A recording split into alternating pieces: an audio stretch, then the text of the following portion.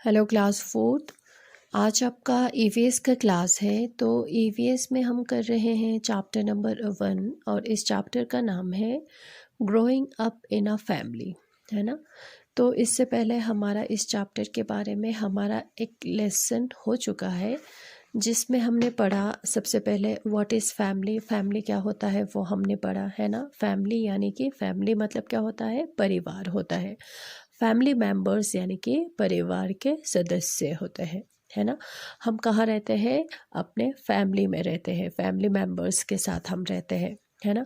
तो मैंने आपको बताया फैमिली जो है अलग साइज़ के होते हैं, अलग टाइप्स के होते हैं, जिसमें से एक है न्यूक्लियर फैमिली, एक है जॉइंट फैमिली, एक है सिंगल पेरेंट फैमिली, है ना। न्यूक्लियर फैमिली वो होते हैं जहाँ पे पेरेंट्स होते हैं, है ना, और उनके बच्चे होते हैं, उसको कहते हैं न्यूक्लियर फैमिलीज़। जॉइंट फैमिलीज़ वो होते हैं जहाँ पे पेरेंट्स होते हैं, ग्रैंड पेरेंट्स होते हैं यानी कि दादा दादी होते हैं, है ना, और जहाँ पे अंकल्स होते हैं, आंटी होते हैं और उनके कज़न्स भी होते हैं, ठीक है, उसको हम बोलेंगे जॉइंट फैमिलीज़। अब सिंगल पेरेंट फैमिली वो फैमिली होता है where children live with any one parent, जहाँ पे बच्चे जो है अपने एक पेरेंट के साथ रहते हैं, या तो मम्मी के साथ रहते हैं या तो पापा के साथ रहते हैं, उसको हम बोलेंगे सिंगल पेरेंट फैमिली, है ना। फिर हमने पढ़ा change in a family, family size जो है उसमें चेंज आ जाता है, यानी फैमिली साइज़ जो है वो बदल जाता है, कभी ज़्यादा हो जाता है कभी कम हो जाता है। तो उसके रीज़न्स जो है क्या क्या है, कौन से कारण जो है क्या क्या क्या है। एक है बर्थ, यानी कि किसी का जब बच्चे का पैदा हो जाता है घर में, तो उसकी वजह से फैमिली साइज़ जो है वो चेंज होता जाता है। मैरिज यानी कि शादी, है ना, शादी करके कोई चले जाते हैं या कोई शादी करके आ जाता है, तो उसकी वजह से क्या हो जाता है, फैमिली साइज़ जो है वो चेंज हो जाता है। और है एक डेथ, यानी कि किसी के डेथ हो जाता है, किसी के घर में किसी के डेथ हो जाता है, तो उसके वजह से भी फैमिली साइज़ जो है वो चेंज हो जाता है, यानी कि बदल जाता है, ठीक है, हमने वो पढ़ा। फिर हमने पढ़ा animals and there young ones. Animals, animals यानी कि जानवर जो है किस तरह से बच्चे जो है वो पैदा करते हैं, यानी कि वो हमने पढ़ा। जैसे कि अलग अलग डिफरेंट वेज होता है, कोई कुछ जानवर ऐसे होते हैं जो अंडा देते हैं और उस एग में से बच्चा निकल आते हैं। For example fish, birds, frogs, insects, ठीक है, ये सारे क्या देते हैं, एग यानी कि अंडा देते हैं।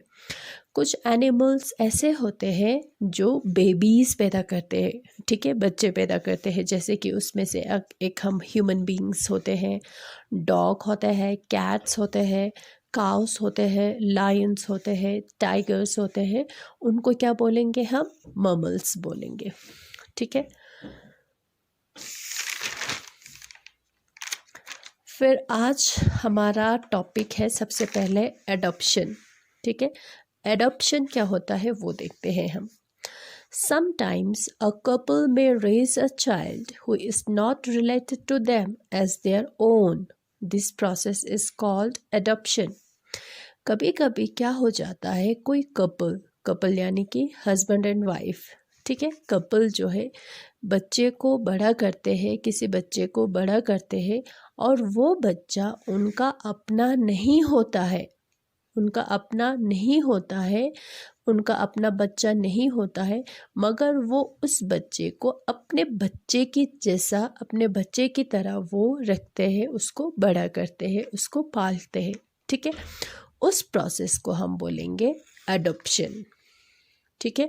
और ऐसे बच्चे, ठीक है, उन बच्चों को हम बोलेंगे एडॉप्टेड चिल्ड्रन, ठीक है। कभी कभी क्या हो जाता है, कोई कपल है, कोई हस्बैंड एंड वाइफ है, उनका अपना कोई बच्चा नहीं है, तो वो क्या करता है, किसी और के बच्चे को वो रखते हैं और अपने बच्चे की जैसा वो रखते हैं, अपना बच्चा बना के वो रखते हैं, उसको हम बोलेंगे एडॉप्शन, और उस बच्चे को हम बोलेंगे एडॉप्टेड चाइल्ड, ठीक है। Children who have lost their own parents due to various reasons live in special home called orphanage. और दुनिया में कुछ ऐसे भी बच्चे होते हैं, ऐसे भी चिल्ड्रन होते हैं, ऐसे भी बच्चे होते हैं जो क्या होता है, जो किसी कारण अपने पेरेंट्स को, उनका अपना पेरेंट्स नहीं होता है, उनके मम्मी भी नहीं होते हैं, उनके पापा भी नहीं होते हैं, तो ऐसे बच्चे जो है स्पेशल होम में रहते हैं। ठीक है, स्पेशल होम में रहते हैं और उस स्पेशल होम को कहते हैं ऑर्फनेज। ठीक है, ऑर्फनेज में वो रहते हैं। ठीक है, parents who have given birth to us are our natural parents. वो पेरेंट्स जिन्होंने हमें जन्म दिया, ठीक है, वो कौन हो गए, हमारे नेचुरल पेरेंट्स हो गए, उनको हम बोलेंगे नेचुरल पेरेंट्स। ठीक है, वो पेरेंट्स जिन्होंने हमें जन्म दिया वो हमारे नेचुरल पेरेंट्स हो गए। When, due to some reason, a child may come to stay with another family for some time, they are under the foster care of the family where they are staying. They are for short time. अब कभी कभी क्या हो जाता है, कोई बच्चा किसी और के घर में रहने के लिए आते हैं फॉर सम टाइम, कुछ दिनों के लिए हो सकता है, कुछ महीनों के लिए हो सकता है, या फिर हो सकता है 1-2-3 सालों के लिए। उस टाइम वो किन के अंडर है, फोस्टर केयर के अंडर है। ठीक है, किसी के घर में हम रहने के लिए जाते हैं। फॉर एग्जाम्पल, आप गांव में रहते हो, ठीक है, आपके गांव में जो स्कूल है वहाँ तक कि वहाँ उस स्कूल में कौन से क्लास तक है, सिर्फ 10th क्लास तक है। ठीक है, आपको 11th और 12th पढ़ने के लिए आप पास के शहर में आपको जाना पड़ेगा। ठीक है, आप उस शहर में आपका कोई रिलेटिव रहता है, या हो सकता है आपका मामा जी रहता हो, या हो सकता है आपका चाचा जी रहता हो। ठीक है, तो क्या करेंगे, आप उनके घर में जाएंगे 11th और 12th पढ़ने के, उनके घर जाएंगे, 11th और 12th जो है उस शहर में आप पढ़ेंगे और उनके घर में रह के आप पढ़ेंगे। ठीक है, तो वहाँ पे आप कितने देर के लिए हो सकता है 2 साल के लिए या तो 3 साल के लिए। उस टाइम जो है आप जो है उनके फोस्टर केयर के अंडर हो। ठीक है, फिर आप वहाँ पे परमानेंटली आप लोग नहीं रहेंगे। जैसे ही आपका स्टडीज़ वहाँ पे ख़त्म हो जाएगा तो आप अपने घर में वापस आएंगे। ठीक है, उस टाइम आप उनके, या तो आपके चाचा जी के, या तो आपके ताया जी के, या तो आपके मामा जी के फोस्टर केयर के अंडर हो। ठीक है, अब हमारा लास्ट टॉपिक है आर एक्सटेंडेड फैमिली। अब देखो एक्सटेंडेड फैमिली जो है वो क्या होता है। Family members who do not live with us are a part of our extended family. वो फैमिली मेम्बर्स, वो परिवार के सदस्य जो आपके साथ नहीं रहते हैं, ठीक है, उसको हम बोलेंगे एक्सटेंडेड फैमिली। वो आपका फैमिली मेम्बर्स है मगर आपके साथ नहीं रहते हैं। फॉर एग्ज़ाम्पल, आपके अंकल हो गए या आपके आंटी हो गए, ठीक है, from both mothers and father side. Relative जो है, रिश्तेदार जो है, आपके मदर के साइड से भी होता है ना, और आपके फादर के साइड से भी होते हैं। ठीक है, उनको हम क्या बोलेंगे, जो फादर के साइड से और जो मदर के साइड से जो रिलेटिव्स होते हैं उनको हम क्या बोलेंगे, अंकल बोलेंगे या आंटी बोलेंगे, है ना, आंट्स हो गए या अंकल्स हो गए। तो वो हमारे एक फैमिली मेम्बर्स हैं मगर वो हमारे साथ नहीं रहते हैं, और वो हमसे मिलने के लिए कब आते हैं, कोई स्पेशल ओकेजन हो जब घर में तब आते हैं।